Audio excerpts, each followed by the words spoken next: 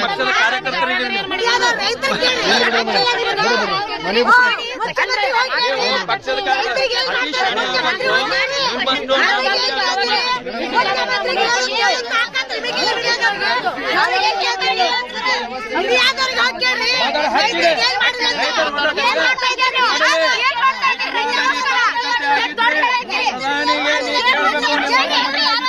ಎಲ್ಲ ಮೀಡಿಯಾ ಮಿತ್ರರಿದ್ದಾರೆ.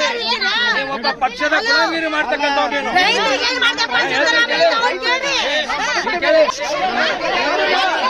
ಇಂಥ ಮೀಡಿಯಾದವ್ರು ಇರೋದ್ರಿಂದಲೇ ಇಡೀ ಪ್ರಜಾಪ್ರಭುತ್ವ ಹಾಳಾಗಿದೆ.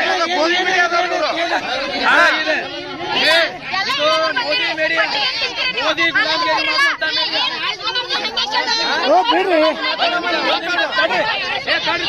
ಒಂದ್ ನಿಮಿಷ ಸೈಲೆಂಟ್ ನೋಡ್ರಿ.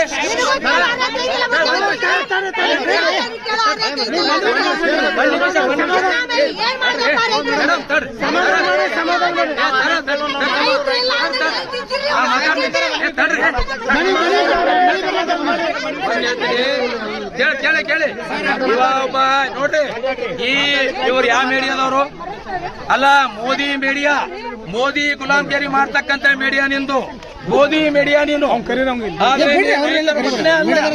ನಿನಗೆ ಪರಿಜ್ಞಾನನೇ ಇಲ್ಲ, ನೀನ್ ನಿಜವಾಗಿ ಮೀಡಿಯಾದವನೇ ಆಗಿದ್ರೆ ಇಲ್ಲಿ ಇರ್ತಕ್ಕಂತ ಬಸನಗೌಡರಿ ಪ್ರಶ್ನೆ ಮಾಡು, ಹಿಂದೂ ಮುಸ್ಲಿಂ ಯಾಕಂತೀಯ? ಇಲ್ಲಿ ಅಭಿವೃದ್ಧಿ ಕೆಲಸ ಇಲ್ಲ, ರಸ್ತೆ ಹಾಳಾಗಿ ಹೋಗಿದೆ, ರಸ್ತೆ ಹಾಳಾಗಿ ಹೋಗಿದೆ.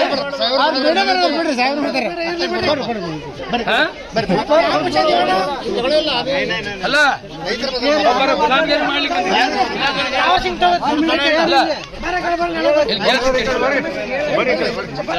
ನಿಜವಾಗ್ಲೂ ಹೇಳ್ತೀನಿ ಕೇಳಿ.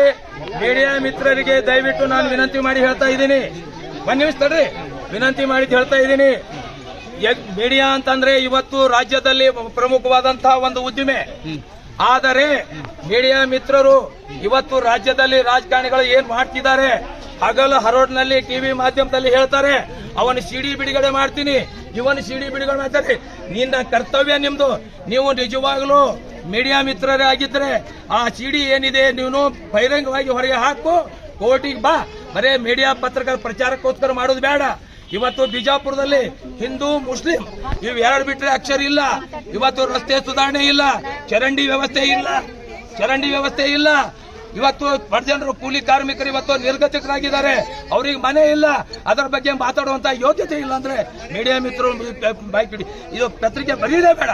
ಅದಕ್ಕೆ ಕೇಳ್ತಾ ಇದ್ದೀನಿ, ಹಣಕ್ಕಾಗಿ ಮಾರಾಟವಾಗ್ತಕ್ಕಂತ ಮೀಡಿಯಾ ಮಿತ್ರರು ಅವಶ್ಯಕತೆ ಇಲ್ಲ.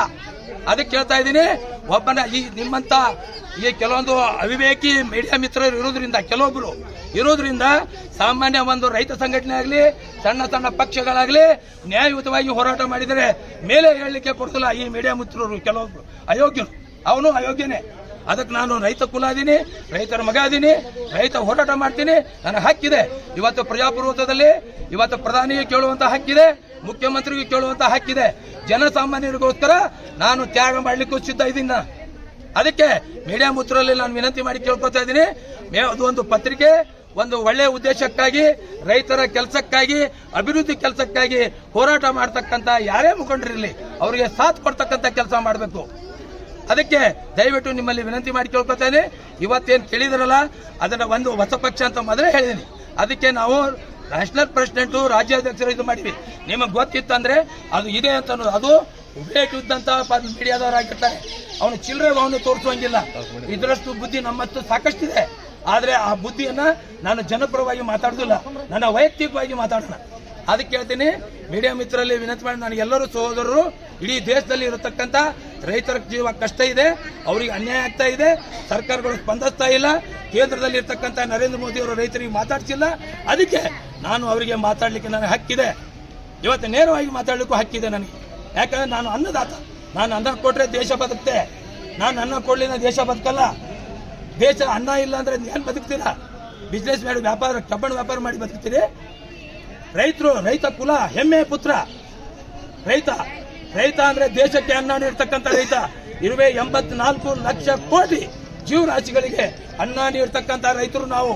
ಸರ್ ಇವತ್ತೇನ್ ಮಾಡ್ತಾ ಇದ್ದೀರಾ ರೈತನ ಬಗ್ಗೆ ಕೇವಲವಾಗಿ ಮಾತಾಡುವಂತ ಅವಶ್ಯಕತೆ ಇಲ್ಲ ಸರ್ ಇವತ್ತೇನ್ ಮಾಡ್ತಾ ಇದ್ದೀರಾ ಆ? ಇವತ್ತೇನ್ ಮಾಡ್ತಾ ಇದ್ದೀರಾ ಇವತ್ತು ನಾವು ರೈತರ ಬೇಡಿಕೆಗಳ ಬಗ್ಗೆ ರೈತರಿಗೆ ಇದು ಬಹಳ ಕಷ್ಟದಲ್ಲಿದ್ದಾರೆ ಸರ್ಕಾರಗಳು ಎರಡೂ ಸರ್ಕಾರಗಳು ಸ್ಪಂದಿಸಿ ಇದು ನ್ಯಾಯವನ್ನು ಒದಗಿಸಬೇಕಂತೇಳಿ ಇವತ್ತು ಜಿಲ್ಲಾಧಿಕಾರಿಗಳ ಮುಖಾಂತರ ನಾವು ಮನವಿಯನ್ನ ಸಲ್ಲಿಸ್ತಾ ಇದ್ದೀವಿ. ತಮ್ಮ ಹೆಸರು ಸರ್ ಥಾವರ್ ಸಿಂಗ್.